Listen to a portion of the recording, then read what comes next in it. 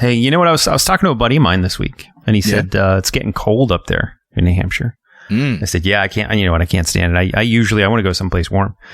He said, if you're cold, I've heard a trick that works. Just stand in the corner of a room. I was like, wow, why? He said, because usually they're 90 degrees. Oh, come on. Really?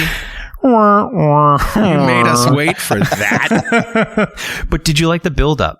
Come on, the build-up was awesome.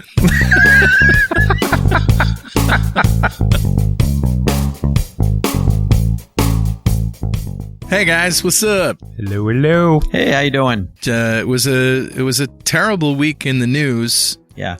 In general. I don't think there's anything to add. Yeah. No. Let's just stick to the hacking. Yeah. The hacking news was, I think it was awesome, but it was Which also means it's terrible. It's terrible. Dumpster fires everywhere. Yep. Right. All right. So let's start with Cobalt Strike. What happened here? Cobalt Strike. As most of you who have maybe not been following this podcast, shame on you. But Cobalt Strike is what we call a C2 structure, command and control structure. Yeah. Oddly, do you guys remember there used to be like C3s and C4s and C5s? I remember C3 PO. I mean, C4 I used all the time.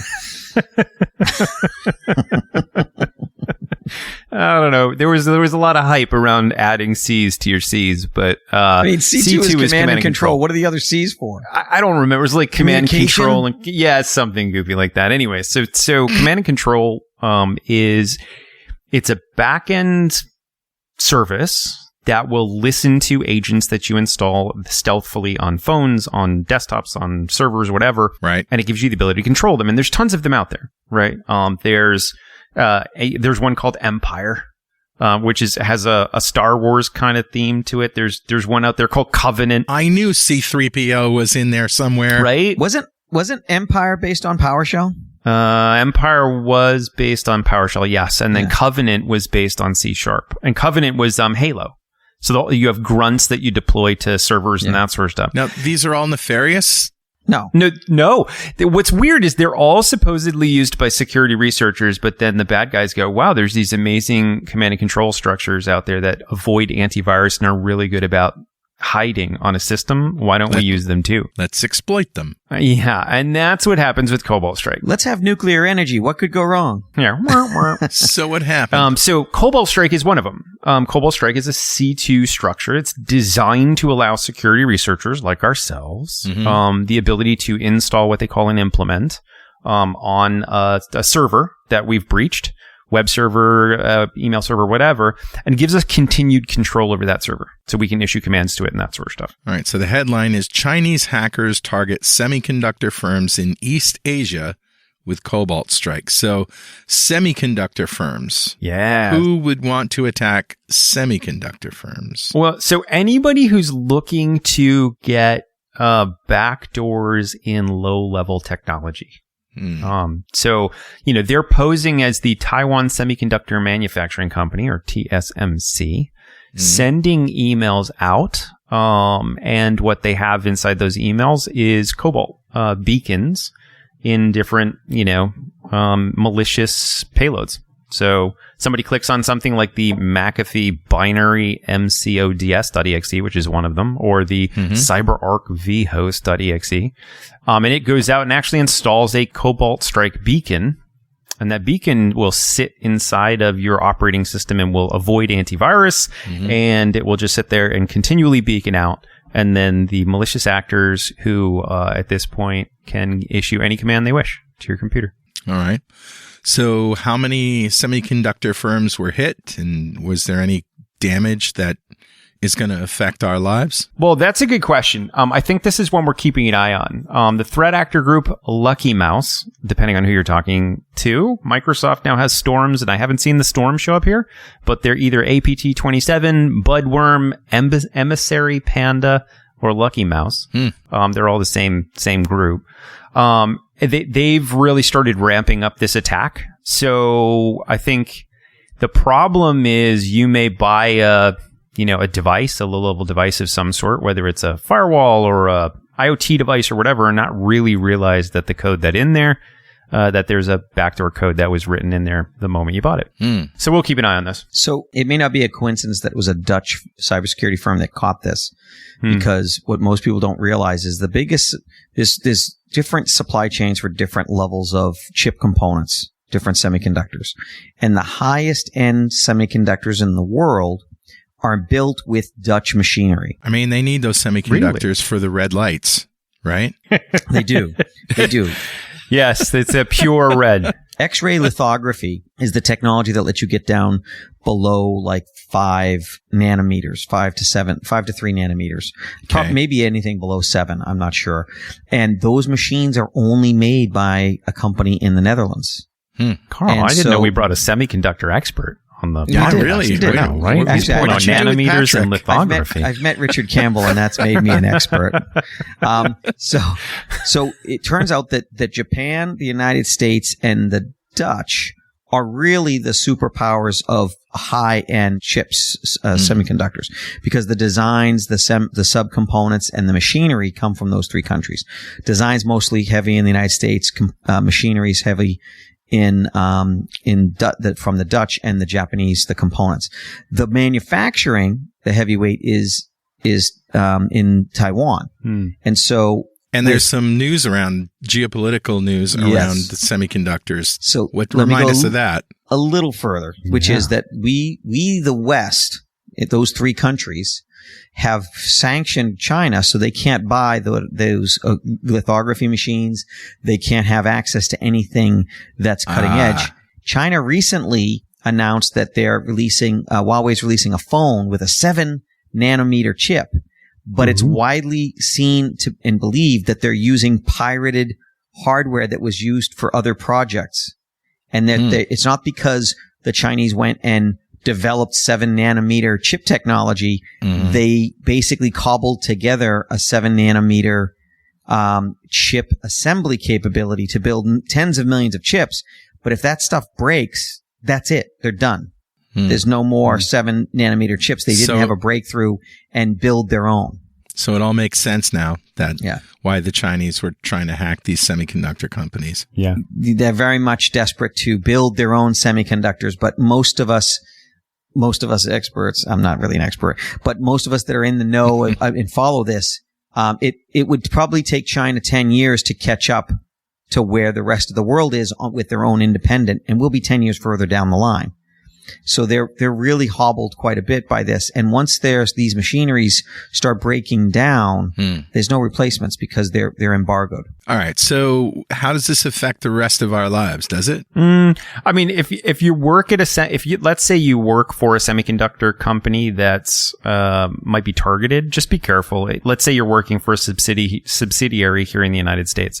Nothing in this sort of release says that they're targeting U.S. contractors or U.S. subsidiaries or whatnot, but that's been a common tactic in APTs, advanced persistent threats, is find the way that people aren't expecting to enter the organization. So it very well could be that these attacks now start flowing into contractors as well as different subsidiaries here in the U.S. So really, this is more of a cautionary tale. Just if you do work for a semiconductor manufacturing company, be careful what you click on. There's an active group out there who's really targeting that market. And you have to be careful of the Spanish Inquisition. Because no nobody's one's expecting that. No one's expecting the Spanish Inquisition. So did China actually get any information through these attacks, or was it simply a search and destroy mission? So that's always hard to tell forensically. This was detected, not in some active breach, but this was detected by, security researchers and whatnot, seeing these emails come in. Yeah. But whether there's a small semiconductor company out there that actually clicked on it and is affected, hard to tell. So, all right, let's move on. Docker issued a security advisory about a high severity curl vulnerability. So curl, there's a lot to unpack. So first of all, Docker. Never mind Docker. Can I explain what curl is here? Yes. Yeah. So curl is a command line tool that developers typically use to test out API endpoints or to make a call to an HTTP endpoint or an HTTPS endpoint, send some request, get some response, just to make sure that their requests are well formed and the response is what they're accepting. Is that expecting? Dwayne and I have very early experiences with curl, like back in the day before they even came out. Yeah. Because they're based in Boston. I'm glad you did that because curl's definitely not a mainstream technology that people normally use. Originally, they wanted to replace the internet. They were hoping to replace the web with curl.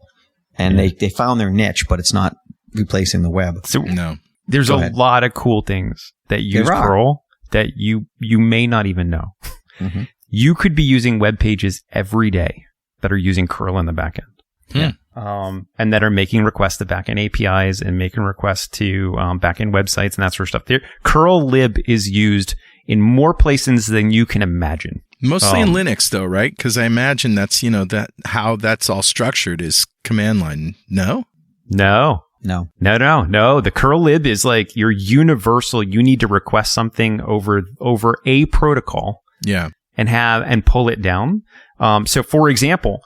Curl supports HTTP, HTTPS, but curl also supports the file protocol. Right, FTP. Right? So you can actually open up files. You can do file : / and pick up a file off the hard drive. Does it support Gopher? It does. Because if it doesn't support Gopher, I'm not using... That's what I was going to say, is it still supports Gopher to this day. Oh my God. There are some... How about Finger? Does it support Finger? Nobody supports Finger, but Archie, Veronica, and Wayus, all of them. If you don't know what we're talking about, don't worry. It's ancient history. Nobody cares. It just means you're not ready for Social Security yet. There are, I know, right? But there are active SSRF exploits, that's a whole other can of worms we won't talk about. But there are solid state reflective files. No? No. Nice try, though. Okay. This is server-side request forgery. Yeah. So if I force a server to make a request on my behalf, but there are active exploits right now that you can manipulate the curl endpoint API, feed it something like Gopher as a protocol, and then have it make a connection for you and still pull data. So there's all sorts of cool stuff we could talk about that, but we're not going down there today. Okay. I got super excited about this curl exploit. That means we should all be concerned. Oh my God, I was. No, but it was like, you know what? It was like the dating app of security, where it looked really kind of smoking hot when you saw it initially. And then when you met it, you went, oh, ooh. Now I understand. Filters. Yeah, exactly. So, it's funny. We have two articles that we put up, and the first article was like day one, where they were like, listen, this is the biggest thing to hit the internet since Log4j. Everybody's going to have to buckle down. It's going to destroy the internet. Right. That's and I was like, woohoo! I grabbed my popcorn. I got ready. And then now people are saying, listen. You found out it was low-fat popcorn. Yeah, it's just, it's sad. Butter. So, the only way that it is an interesting exploit, don't get me wrong, and it is important and it needs to be fixed, but the only way that this can be exploited right now in the wild is A, you're using a SOCKS 5 proxy through curl, which that knocks off 99%, as one does. That drops off like 99% of the people using curl. And B, you're connecting to a slow site. There is a possibility of a heap overrun where you can redirect somebody to a different site. That's it. So is that why Bleeping Computer the next day said hyped up curl vulnerability falls short of expectations? Yeah. Yeah, and it's still important. And if you have curl, you should still go patch. If you're using Dwayne curl cried libc, himself to you sleep should. that night. I did. I was so sad. It was like somebody told me there was no Christmas, and I was like, "Oh, come on!" There'll be another CVE 10, I'm sure. Yeah, don't worry. People will suffer and it's soon. called Looney Tunes, and we'll talk about that later. That's the end. Ah, yes, that's the end. That's the clickbait. Yeah, okay. So go patch, people. If you're using curl or know what curl is, go patch. And speaking of patching, D-Link Wi-Fi range extender vulnerable awesome to command injection attacks. Does not sound good. This one's awesome. I think I might have a D-Link Wi-Fi range extender. Hang. Unplug it.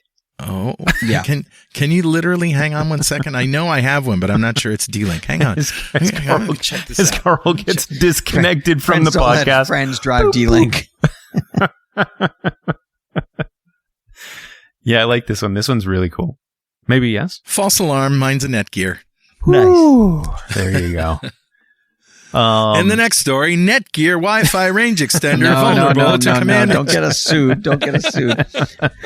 So this is command injection. This is not remote code execution. There's a difference. Yes. So the difference being you can execute commands that it supports. You can't just give it a shell and then take it over and install software on it. Correct? Okay. Well, Dwayne, Oh, yeah. There's actually a way to do it. Okay. Okay. All right. So an amateur can't do it, but you could do it. Let me explain how this command injection works. All No, right. so it's actually, this is neat. So, all right, a range extender. What does a range extender do? I have a Wi-Fi base station sitting there at my house, and maybe I have a really big house like Patrick because I'm filthy rich, or I have a compound.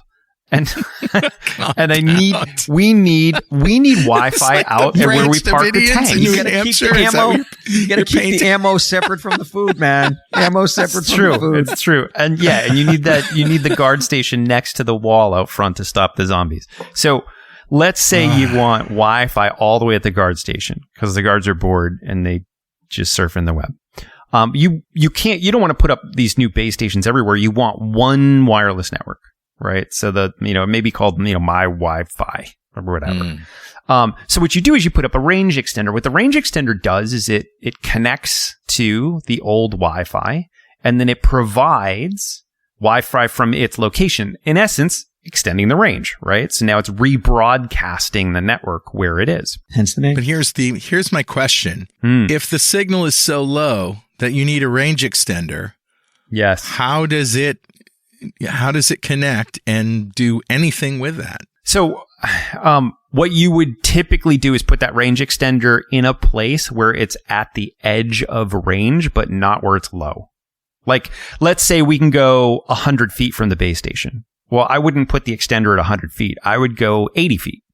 And then the extender will go another 100 feet. So now you, in essence, have 180 feet of range. It's like wishing for more wishes, Carl. I know. You do it on the last one. I don't quite understand. I mean, I actually have one that plugs in to the wall. You can do that plugs too. in to the network jack and then adds another. I mean, that's even better because then you can do it anywhere. Yeah, because then it backhauls over your actual RJ45, Cat 6, whatever. Yes.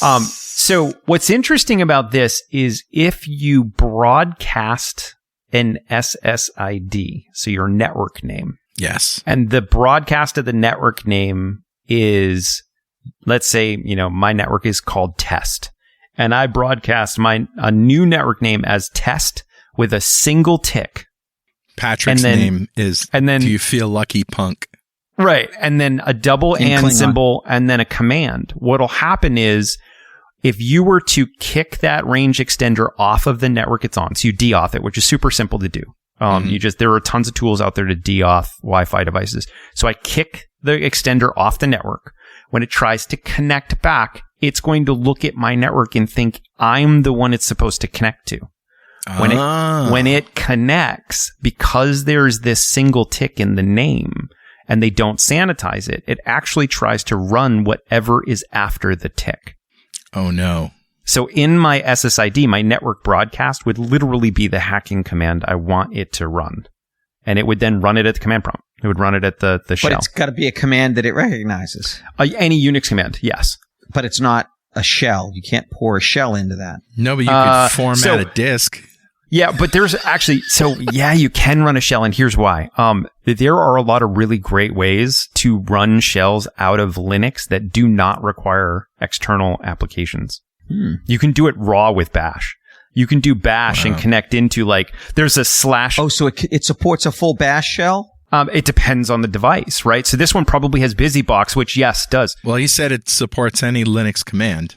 Yeah. And BusyBox, which is usually the small Linux kernel that runs on something like a Squash FS or whatever this is, usually actually ships with Netcat, which whatever is a shell in and of itself. Thank you. But also with Bash, you do have the ability with a one-liner. You I can didn't then realize it had connect a full out. Bash. Yeah, there's all sorts of really cool stuff. So I bet, give us a couple of hours, we could easily come up with a reverse shell that you could run and would be awesome. All right. And so what's the takeaway? If you have a D-Link Wi-Fi range extender, turn it off. Do you patch it? Is there a patch for it? No? Yeah.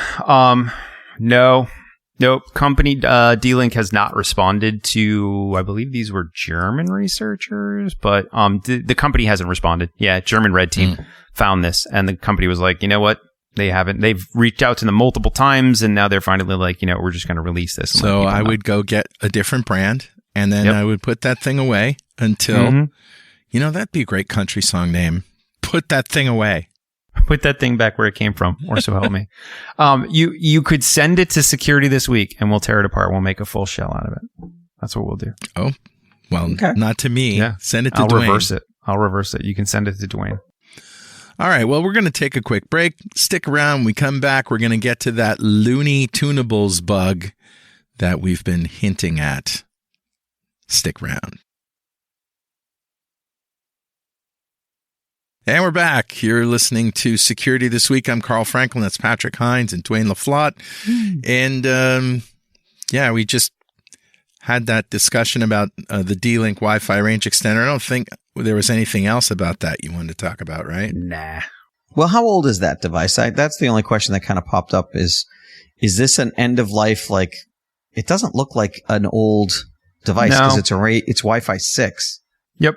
Yeah, and my bigger concern would be like, okay, so if D-Link probably has a process for creating these devices, right? They have standardized code. So what other D-Link devices may have this issue?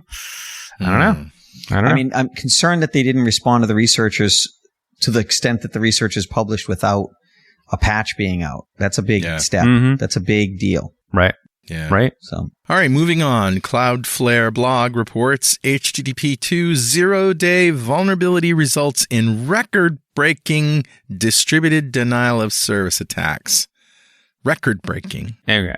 So, first of all, let's start with what HTTP/2 is. So, it's a good starting point. So, HTTP, hypertext markup protocol. What is it? Hypertext transfer texture. It's just HTTP. It's the web, people. Hypertext transfer protocol. Hypertext transfer protocol. There we go. So HTTP, all that's when you're out browsing the web, you either see HTTP or HTTPS, right? And we're usually using version 1 or version 1.1 of HTTP. And in each of those new versions, it's not like, oh my God, why aren't we on 2? We should patch. We should be on 2. It's usually the new versions have added features, functionality, and that sort of stuff. In the version 2 protocol, they've added recent functionality. I want to say it was in the last 6 months, if I remember correctly. Yeah, it's fairly new. Yeah, that allows for more communication control between your browser and the server. And it's really for performance and that sort of stuff. They've also added great support for DDoS.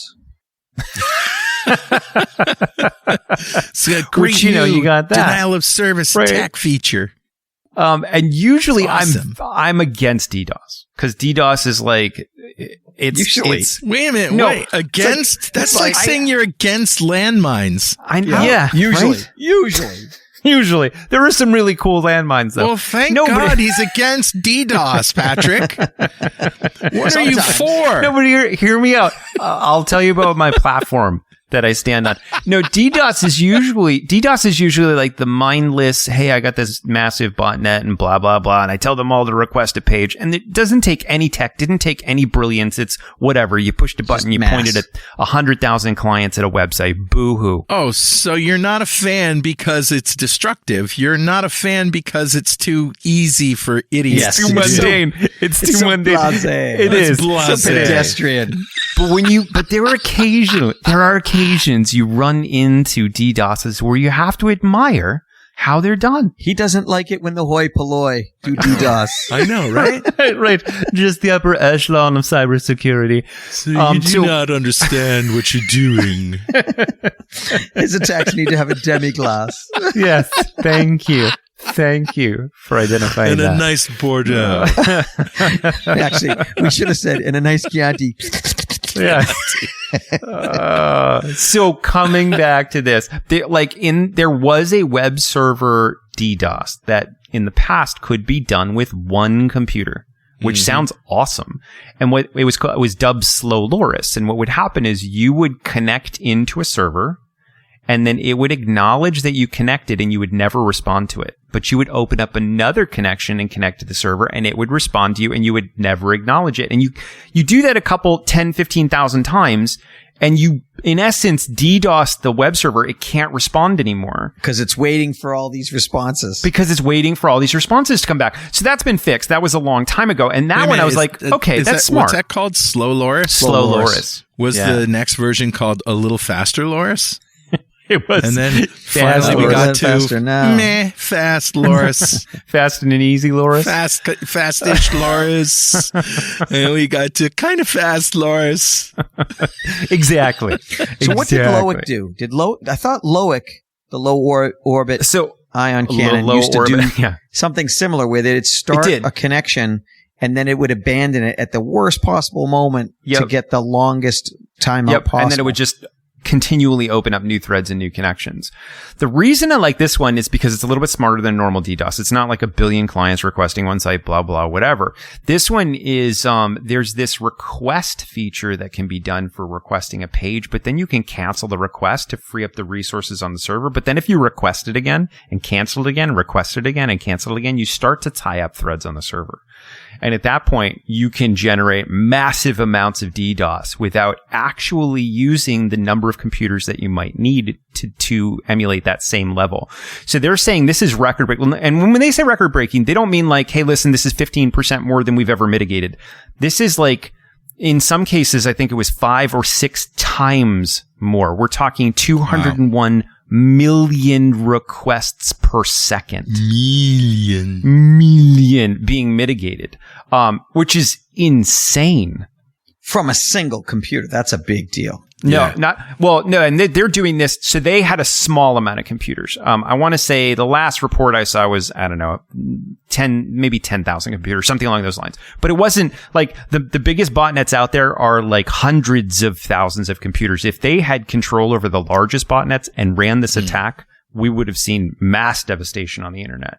As is Microsoft, who's really good at mitigating DDoS. Cloudflare, who that's their job, is mitigating DDoS. Right. They were all saying, you know what? We had a hard time taking care of this DDoS because it was pretty innovative. So pretty neat. Been patched. Shouldn't cause this issue ever again. But that was a little bit more sophisticated than your normal DDoS, than your normal smash and grab.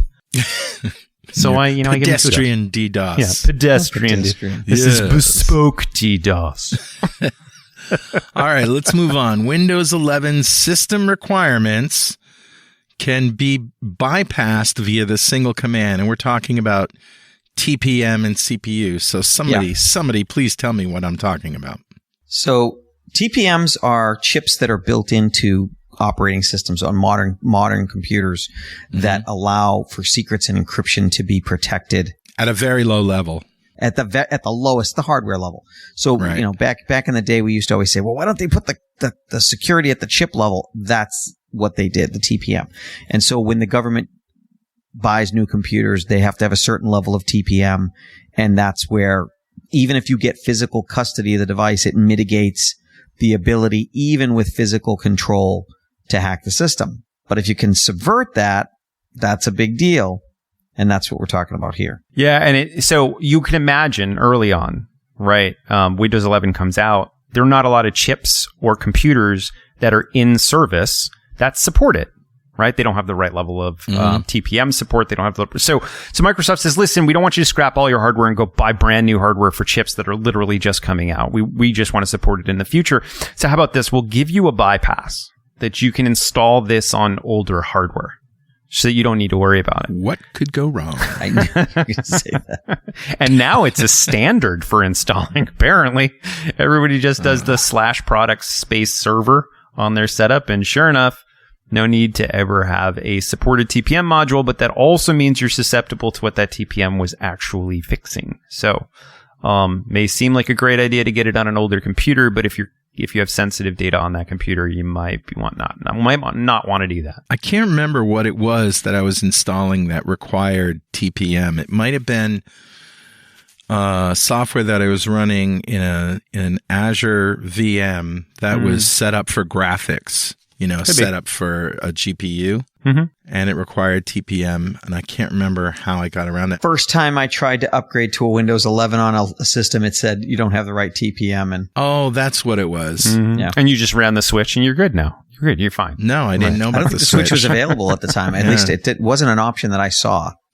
Now it is. Nor would I probably I'm still take it. actually running Windows 10 because of that.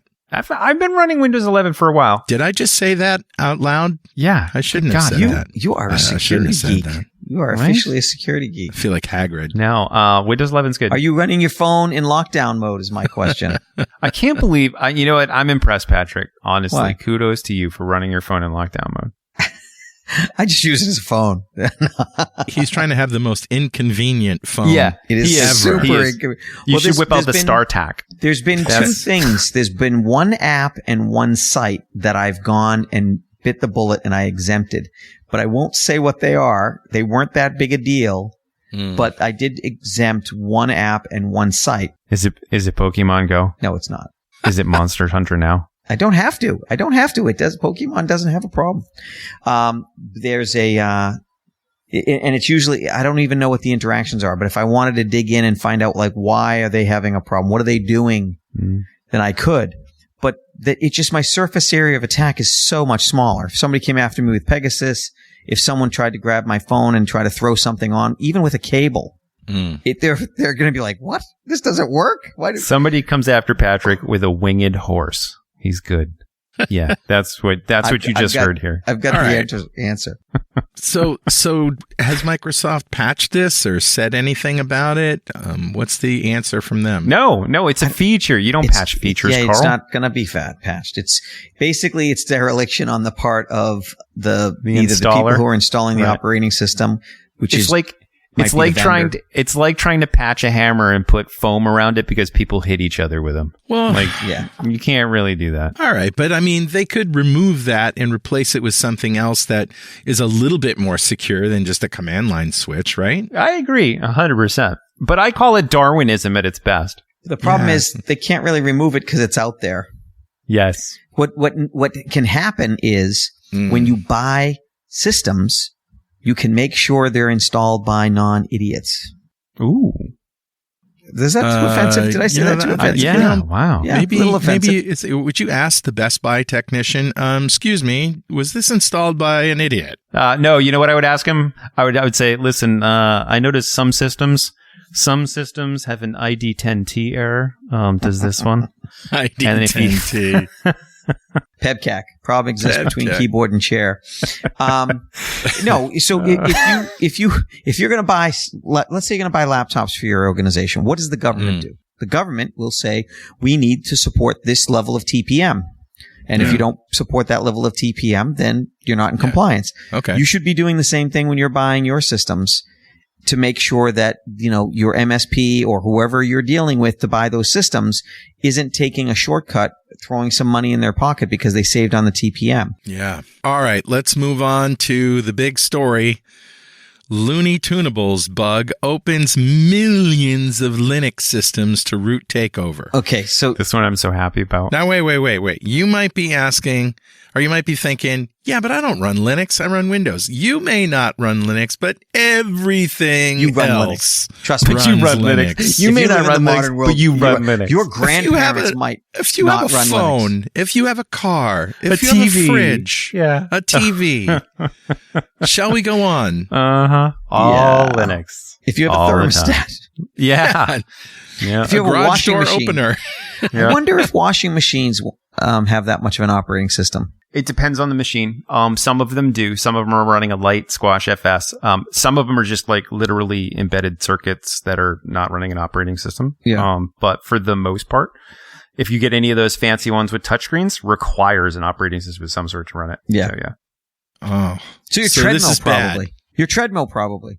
Yeah, like my treadmill, no, because mine doesn't have a screen, but your treadmill, probably, yes. So this is bad. Yeah, this is bad. Well, this is awesome, but it's... Well, tell them where the name came from. Okay, so Looney Tunables is the name of the bug. And you know how researchers love to get really kind of cool, catchy names. I actually really like this one. So this bug made up for the curl bug that made me sad earlier in the week. This one made me happy. The reason this is so this is, we had talked about, this is a privilege escalation. So this isn't like somebody remotely destroying your computer. This is hey, if I can get it to run a command, now I can instantly become root, right? So you got to tamper down your excitement about this bug a little bit. You still need to be able to run a command, but there are plenty of ways we've seen, heck, we saw with that Wi-Fi extender. There's ways to run commands. So it's a privilege escalation as opposed to a remote code execution. Correct. Yeah, exactly. Now, the reason that this is called Looney Tunes is because it is an issue in the dynamic loader of what they call glibc. So glibc is the C++ library that runs all programs in Linux, right? So it's super dangerous to have a bug in glibc, because that means every program is susceptible to it. You because can't stop every using program is using it. You can't stop using glibc. It's not like, well, just don't use that. Okay, then turn the computer off. You have to patch. But it's not just glibc. It's glibc_tunables. Correct. So there's a process in glibc called the glibc_tunables environment variable, and that is actually where the bug lies. That gives you the ability to do this. So. And it's a little loony. It's a little loony. So it's, put that out there. Qualsys is the company that found it. They actually do some really good work. I don't know if have you guys ever watched the hacking competitions at all? They're like esports at this point, where they'll have these. I've watched videos of like IPSec doing stuff, but not. No. This is entirely different. This is like hacking teams from all around the world go to one location, and they're given like a brand new device. Here's an HP printer, and they're given like 2 hours to hack it. And the person who hacks it like puts their logo on the screen or whatever. Yeah. Gets $10,000 or whatever it is. So and then what do they do with the rest of the 90 there. minutes? I know, right? So they're the ones who found this in glibc, and it's like I said, local privilege escalation. They've already said they're not releasing the POC code, the proof of concept code. That's the dangerous part, because if you release the proof of concept code, then anybody on the internet can download it from GitHub, run it, and compromise the system, right? And this is where, Patrick will comment on how you get your script kiddies, the people who just look for the latest exploits on GitHub and run them against every site, and lo and behold, something breaks and pops for them. Yeah. They're not going to release it. However, they have released a very detailed breakdown of the exploit, so experts like us could read through this and recreate the exploit. So we would know what to do by reading through this, but it's not been mass released to the internet. So moral of that story. It's like when your parents spell things having to do with sex. It's the hacker version. We're going to go up to BED now.